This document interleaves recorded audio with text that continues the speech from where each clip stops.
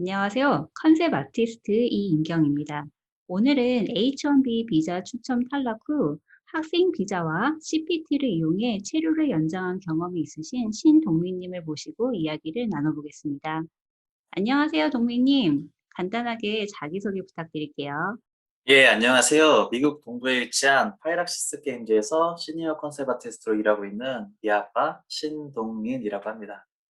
임경님과는 유학 시절 같은 시기에 함께 수업을 들으면서 알게 된 사이랍니다. 동민님은 2014년에 H1B 신청을 하셨었는데 그때 로터리에서 추첨이 되셨었어요. 그랬다가 그 이제 뒤에 약간 의례적으로 한다고 저희는 생각했던 서류 심사에서 탈락이 되셨던 조금 되게 이례적인 경우셨는데, 먼저 간단하게 설명을 드리자면은, 동민님은 AAU에서 석사 과정을 마치셨기 때문에 H1B 신청을 할 때도 2만 개의 마스터 디그리 캡과 그리고 6만 5천 개의 레귤러 캡 두 번의 추첨 기회가 있으셨죠. 그래서 로터리에서 추첨이 되셨었는데 그 뒤에 뭐 그냥 하는 거라고 생각했던 그 서류 심사에서 탈락이 된 거예요. 그게 그 마스터 디그리 캡 규정 중에 학교가 비영리 대학원이어야 한다는 항목이 있었는데 동민님이랑 제가 다녔던 그 AAU는 For-profit school이라 가지고 그 요건에 충족이 안 되고 서류가 거부가 되었었던 거죠. 근데 그게 또 이상했던 게 저희 전에 졸업하신 선배들은 전부 다 이 마스터 디그리 캡으로 아무 문제 없이 비자를 받으셨고, 그리고 이걸 문제 삼아서 서류 탈락을 시켰던 전례가 되게 오랫동안 없었기 때문에 이제 졸업생들, 뭐 재학생들 다 뭐 난리가 났었죠. 그리고 동민님 말고도 같은 이유로 그 서류에서 떨어진 분들이 꽤 계셨었어요. 그래서 이제 뭐 이유는 좀 당황스럽지만 그래도 H1B 추첨해서 떨어지는 경우는 뭐 워낙 많기 때문에 이제 다들 차선책으로 다른 비자를 같이 준비를 하게 되는데요. 그래서 동미님께서는 회사와 어떤 준비를 시작하시게 되었나요? 제가 이 일을 처음 듣게 된 것은 저희 회사 CEO의 사무실에서 HR, 인사팀 담당자죠. 그리고 테이크2 본사, 이미그레이션 법률팀 담당자와 다 같이 통화를 하면서였어요. 로터리도 잘 뽑혔겠다. 한동안 기분 좋게 잘 일하고 있었는데 갑자기 불려서 그것도 뭐 CEO와의 면담이라길래 진짜 깜짝 놀라 긴장했었죠. CEO. 예. 그리고 지금 말씀해 주신 조항 때문에 서류 불충분으로 탈락시킬 것 같다는데 제 영어 실력이 부족해서 잘못 들은 건가? 정말 말도 안 된다는 생각에 내가 이해한 게 맞냐고 몇 번을 되물었던 기억이 있어요. 그리고 뭐 법률팀도 처음 듣는 사항이라는 말을 듣고 나서야 제가 다시 한번 학교에 연락해 물어보겠다고 이렇게 말하고 서야 겨우 나왔던 것 같아요. 그 후에 AAU에 개인적으로 연락을 해 보아도 뭐 수십 년 전부터 있던 법률인데 올해부터 다시 적용하기 시작한 것 같아 자신들이 어찌할 수 없는 부분이라는 그런 약간 무책임한 소리만 반복하더라고요. 그때는 멋모르고 유학생이 주된 수입원이었던 AU 입장이잖아요. 음. 그래서 이게 꽤나 타격이 큰 법률 사항이라 어떻게든 해결해 주지 않을까 하고 일단 되게 막연히 기대었었거든요. 근데 뭐 누나도 지금 와서 생각해 보시면 알겠지만 이민국의 결정 사항을 뭐 영리 추구가 목적인 대학에서 무슨 힘과 이유로 번복시킬 수 있었겠어요. 그쵸. 뭐 그쵸. 아무것도 할 수 없죠. 예. 그래도 조금 마음에 안 드는 거는 분명히 그때 그 유학생들 그 취업 비자에 대해서 네. 관리해 주는 부서가 따로 있었고 거기서 일하는 사람들도 꽤 있었잖아요. 근데 그 사람들이 뭐 아무런 조치도 하지 않고 그 뭐랄까 하려는 어떤 시도조차 하지 않았다는 거는 네. 지금 생각해도 좀 말이 안 되고 진짜 네. 말 그대로 무책임했던 것 같아요. 진짜요. 그리고 제대로 된 설명도 없었고요. 맞아. 예. 처음엔 충격이 되게 클 줄 알았는데 위로 시간이 지나자 오히려 좀 미연해졌던 것 같아요. 취업하기까지 제 나름대로였지만 정말 열심히 준비했었거든요. 뭐 누나도 그랬겠지만 아, 모두 다 그랬겠지만.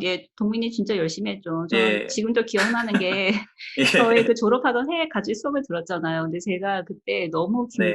늘 긴장 상태고 스트레스를 많이 받아가지고 늘 약간 그쵸. 숨을 약간 잘 안 쉬고 있다는 걸 제가 그때 깨달은 거예요. 늘 뭔가 어. 답답해서 뭐지 보니까 내가 작업을 하면서 숨을 멈추고 있기도 하고 뭐 약간 진짜 많이 그래서 너무 답답한 거예요. 그래서 내가 동민님한테 정민아, 나 숨을 안 쉬는 것 같아. 그랬더니 동민님이 저한테, 누나 저도 그래요. 이러면서 맞아요. 네. 약간 둘 약간 좀 비정상적인 상태가 될 정도로 막 진짜 맞아요. 극한까지 우리를 막 몰아치면서 진짜 열심히 했잖아요. 네. 막 화장실에 쓰러질 정도로 그때 진짜 음음. 에너지 드링크는 뭐 커피처럼 마시고 그렇게 같이 음음음. 작업하고 랩실에 있었죠. 음음. 하여튼 그렇게 약간 번아웃 하니까 뭔가 무언가 내려놓은 그런 상태였던 것 같아요. 그래서 제가 어떻게 할 수 없는 그런 상황에 대해서 그냥 내려놓고 그때부터 그냥 해야 할 것 차근차근 준비했었던 것 같아요. 외국인 노동자라는 이방인 신분이었었기에 비자 관련 서류 준비는 항상 열심히 준비해 왔거든요. 미리 주변 지인들과 워킹 뉴스 같은 사이트를 통해 오원 서류 준비도 어느 정도 해 놨었었고요. 아 그러면은 동미님은 오원 서류 준비를 H-1B랑 동시에 같이 진행을 하셨던 거예요? 네. 그냥 로터리 어떻게 될지 모르니까 일단은 준비를 어느 정도 해 놨어요. 제 주변에 비슷한 신분의 경우에 오원 비자를 취득한 지인도 많이 있었기 때문에 저도 오원 비자를 회사에 부탁했었고요. 그리고 사실 그 외에 다른 해결책은 없다고 생각도 했었고요. 근데 제가 오원에 대해 법률팀에 건의했을 때 시작부터 본사 법률팀에서 약간 오원에 대해 제 경력상 부정적으로 생각하는 것 같았어요. 아 그게 동미님이 이 회사 들어오시기 전에 다른 회사 경력이 없어서 그랬던 건가요? 예예. 제가 봐도 뭐 제가 엄청난 연봉을 받는 아티스트도 아니고 뭐 여러 프로젝트에 참여했었더라고 해도 이력서상에 쓸 수 있는 건 그저 한국에서 대학 졸업 후 바로 유학으로 대학원을 졸업한 게 그게 다였거든요. 음음. 음. 물론 뭐 그 사이에 여러 프로젝트도 하고 공모전 수상도 있었기에 어떻게 좀 비벼볼 수 있지 않았나 싶었는데요. 아쉽게도 기간이 최소 3-4 개월 걸리는 비자이기 때문에 당장 몇 주 안에 OPT 기간이 끝날 저한테는 일단 고려 대상이 아니란 것이었어요. 아 저는 이 사실 예예. 예 사실 H-1B 탈락 후에 한국 귀국해야 하는 경우도 고려를 약간 하고 그렇게 준비했었던 거거든요. 왜냐하면 O1 비자는 한국에서도 준비할 수 있으니까 H-1B 떨어지면 일단 한국 귀국해서 O1 받을 준비를 하고 다시 회사로 복귀하면 된다는 그런 계산이 있었고 실제로 그렇게 하신 사례도 알고 있었어요. 네. 저희 회사에서는 저만이 유일한 외국인 노동자인지라 약간 그런 정보에 대해서 별로 알고 있는 게 없어서인지 오원은 좀 추진해 주지 않더라고요. 맞아요. 회사 HR들이 대부분 이 이민법에 대해서 잘 몰라요. 그래서 뭐 H-1B며 O-1이며 이런 거를 우리 당사자가 정보를 다 물어다 그쵸. 줘야지 어떻게 액션을 하지 그 사람들이 막 뭐 먼저 어떻게 액션을 취해 주는 경우는 많지 않더라고요. 그러니까 대기업 같은 경우에 당연히 이제 그러니까 외국인 신분의 그런 사원들이 많이 있기 때문에 그 전담팀이 따로 있지만 네. 그냥 중소기업들의 경우에는 예 진짜 그 HR들이 잘 안 해줘 가지고 고통받으시는 분들을 제가 많이 봤어요. 맞아요. 네. 예 저희 본사 법률팀 같은 경우에는 그래도 꽤 많은 경험을 갖고 있고 그 따로 이미그레이션 팀이 따로 있을 정도니까 정보도 음음. 많이 있는데도 음. 그렇게까지 적극적으로 추진하지 않았던 거 보면은 음. 오원은 여러 면으로 좀 부족한 게 있지 않았나 싶네요. 음. 아니 근데 인제 뭐 물론 그들이 정보가 좀 네. 예. 적어서 미적거린 면은 있지만 그쵸. 그래도 여전히 어떤 다른 회사들에 비해서는 그 예. 동민님의 비자 문제에 대해서 되게 호의적이셨던 것 같아요. 그래도 인제 예. H1도 지원을 어쨌거나 해준 거고 또 O1도 인제 고려 자체는 일단 들어간 상황이었고요. 음. 예. 이 회사로 최종 선택한 이유도 회사의 이런 면모가 크게 작용했었던 것 같아요. 뭐 물론 회사가 가진 향후 몇 년간 비전과 약간 안정적인 문명과 엑스컴의 인기도 중요했지만 당시 유학 오면서 목표한 북미 시장에서 컨셉 아티스트 취업 후 저에게 남은 마지막 숙제인 비자 문제에 대한 확신을 가장 확신해 주셨었던 그런 회사였거든요. 사실 유학 시절 내내 정들었던 그런 익숙한 서부를 뒤로하고 아무것도 모르는 동부로 옮기는 것도 저한테는 되게 큰 도전이었거든요. 맞아요. 동부가 날씨도 춥고 또 서부에 네. 살 때 그런 얘기 되게 많이 듣잖아요. 서부 사람들은 다 친절하고 막 그 외국인들한테도 나이스한데 동부로 가면은 네. 다들 막 묻지도 않고 하이 하면 아무도 대답 안 해 준다고 그런 그런 도시 전설 같은 게 있었거든요. 맞아. 근데 음. 쪼끔 좀 딱딱하면은 조금 있는 것 같아요, 아, 확실히 진짜. 사람들이. 예. 좀 약간 릴렉스한 그 서부의 그런 맛은 조금 없는 것 같아요. 아, 네. 그러면은 파이럭시스랑 인터뷰할 때부터 이 비자 문제들을 이렇게 확실하게 단판을 짓고 들어오신 건가요? 마침 제가 다른 회사들한테서도 오퍼를 받고 고민하던 시기였거든요. 음, 파이락시스도 물론 좋은 회사였지만 다른 회사들도 충분히 장단점을 지닌 곳들이었어요. 그래서 무엇을 중점적으로 내가 고려를 해야 하나 이렇게 생각했었고요. 음, 음, 항상 선배님들이 말씀해 주신 그 비자 문제를 확실히 단판 짓고 넘어가자. 이게 찬스다. 그렇게 생각했었고요. 그리고 거기에 가장적으로 적극적으로 답변해 준 스튜디오가 파이락시스였어요. 그것뿐 아니라 서류까지 작성해서 바로 보내주는 인사팀 담당자가 일을 음, 너무 음, 깔끔하게 잘해주더라고요. 음. 그래서 결국 이 회사의 오퍼레터에 사인을 하게 되는 것 같아요. 아, 그러면은 이제 동민님이, 아, 나는 H1B 서포트가 필요하다라고 말을 하자마자 바로 그 뭐 오퍼 레터에다가 그걸 딱 명시해서 다시 보내줬던 네, 건가요? 그 조항을 하나를 추가를 해서 바로 다시 오퍼레터를 보내주시더라고요. 진짜 그건 너무 네, 감동이네요. 그쵸. 음, 그것도 바로. 음, 음, 음, 이 H1뿐만 아니라 로터리가 떨어지더라도 오원이나 다른 방법을 한번 같이 고민해보자는 그런 말까지, 물론 이 부분은 서류가 아니라 그냥 구도 약속이었을 뿐이지만, 약간 그 말에 담긴 신뢰도의 무게가 좀 달랐었던 것 같아요. 그리고 음. 실제로도 그랬고요. 아, 동민님이 그러면은 그 H1B에 탈락됐다는 뉴스를 들었을 때, 그때 OPT 기간이 어느 정도 남은 상태이셨나요? 그게 6월 일이었는데 제가 OPT를 한 해 전 6월 달쯤에 시작했었어요. 그러니 만약 결격 사유로 떨어지게 된다면 바로 일할 수 있는 OPT 비자는 자격이 사라지고 약간 글쎄요. 몇 주 안에 바로 귀국해야 되는 그런 상황이었어요. 그레이스 아, 페리오드라고 했나? 예, 예, 예. 예. 그런 상황이었던 것 같아요.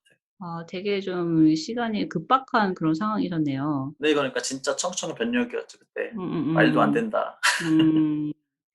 그러면은 이렇게 OPT가 뭐 몇 주 남지도 않은 그런 상황에서 어떤 식으로 이제 그 체류를 연장을 하시게 되셨나요?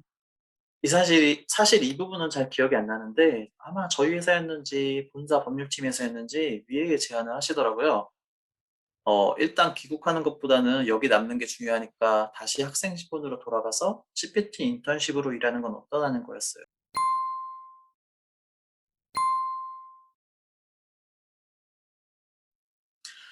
처음에는 이게 무슨 소리지 싶었는데 또 이야기를 내가 영어를, 들어보니까 또 내가 예. 영어를 잘 못 알아들었나? 근데 또 바로 학비까지 전액 지원해 줄 테니까 한 번 다니면서 내년 H천을 다시 한번 노려보자니까 사실 저한테 그 당시에 필요했던 건 시간이었고 학비까지 지원해 준다는 말에 그러면 이번 기회에 부족했던 영어 공부나 다시 한번 제대로 해보자고 그렇게 하자고 했어요.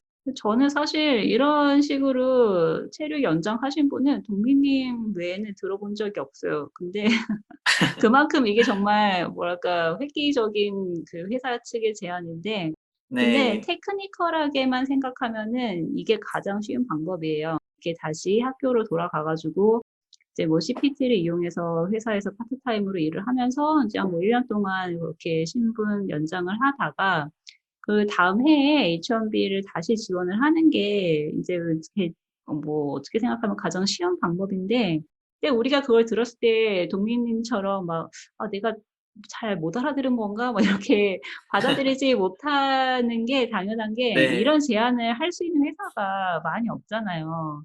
사실 이렇게 하면서까지 이제 비자 문제가 있는 그 외국인 사원을 잡아주는 것보다는 그냥 뭐 그렇죠. 아티스트들을 그냥 새로 뽑는 게 회사 측으로서는 훨씬 쉽고 또 이익이니까 그렇죠. 그럴 수밖에 없을 것 같아요. 게다가 CPT는 여름방학 인턴십 빼고도 주당 20시간밖에 일을 못 하잖아요. 제가 회사에 남는다고 해도 회사에서 해준 것만큼 기여를 할 수도 없는 상황인데 이렇게까지 배려해 주니까 정말 고마웠었죠.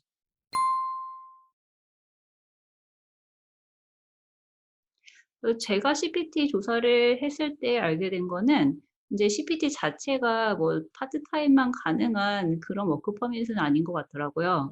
네네. 예, 이게 이제 풀타임으로도 일할 수 있고 또 파트타임으로도 일할 수 있는데, 근데 이제 풀타임으로 12개월 이상을 일을 하게 되면은 OPT 자격이 상실되고 하는데 이게 맞는 건가요? 네, 저도 그 계산법이 아직도 잘 모르겠는데 당시 학장님하고 학교 인터내셔널 담당 직원이랑 같이 제 사정을 설명하면서 입학을 결정했었거든요. 그래서 정규 학기 중에는 20시간 그리고 여름방학, 겨울방학에 40시간 풀타임으로 일할 수 있다는 그렇게 들은 것만 기억이 나요. 이런 식으로 일을 하는 경우에는 뭐 12개월 이상을 일을 해도 여전히 OPT 자격이 유지가 되는 건가요?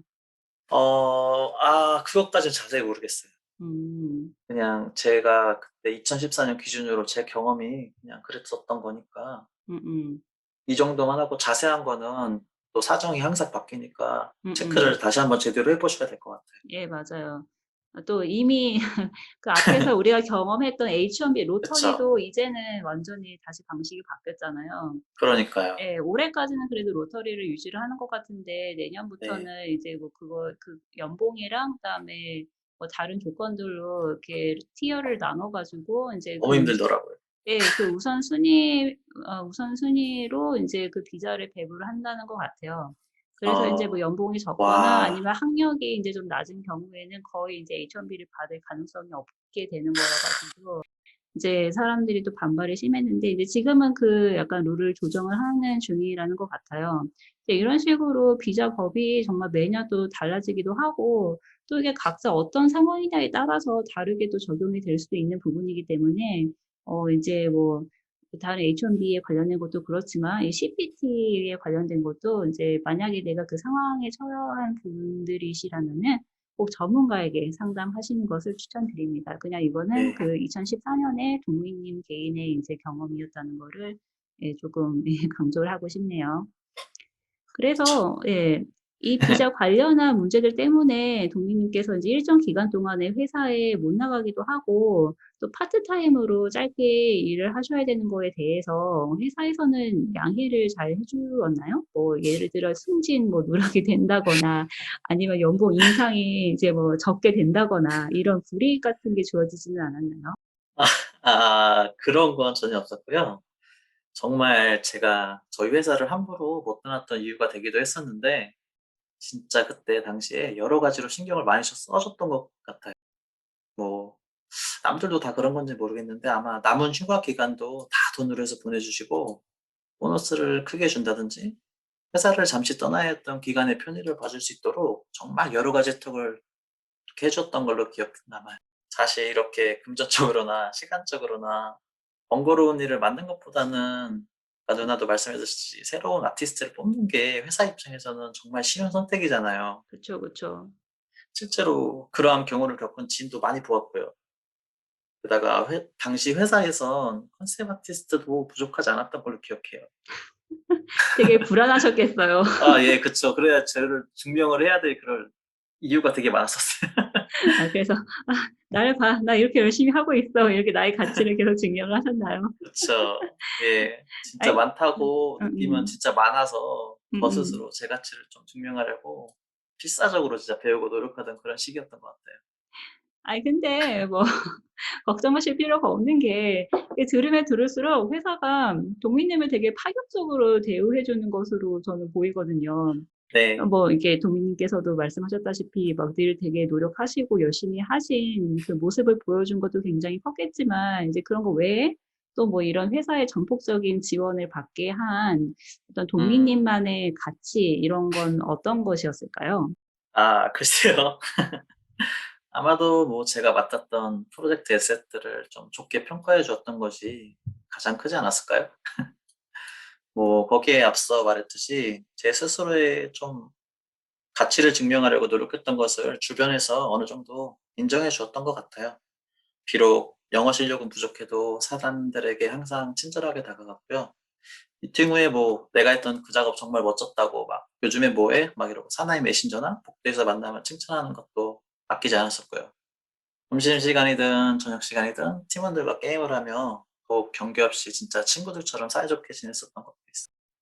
그리고 나중에 들은 이야기지만 제가 이런 일을 겪었을 때도 먼저 HR에 찾아가서 저를 붙잡아야 한다고 제가 부탁하지도 않았던 거를 그렇게 말해 줬었다고 하더라고요. 음. 그리고 뭐 저희 아트 디렉터도 주변 미술대 학장들하고 다 친분이 있어서 제가 음음. 입학하려는데 도움도 많이 주려고 했었고요. 진짜 너무 감동이셨겠어요. 진짜 그쵸. 예. 진짜 내가 이렇게 어려운 상황일 때 기댈 데도 없는데 네. 지금 뭐 이렇게 오래 일하지도 않아도 내 회사 동료들이 막 이렇게 발벗고 나서서 도와주면은 진짜 너무 찡하죠. 너무 다 맞아요, 맞아요. 좋은 분들이랑 일을 하고 계시네요. 네네.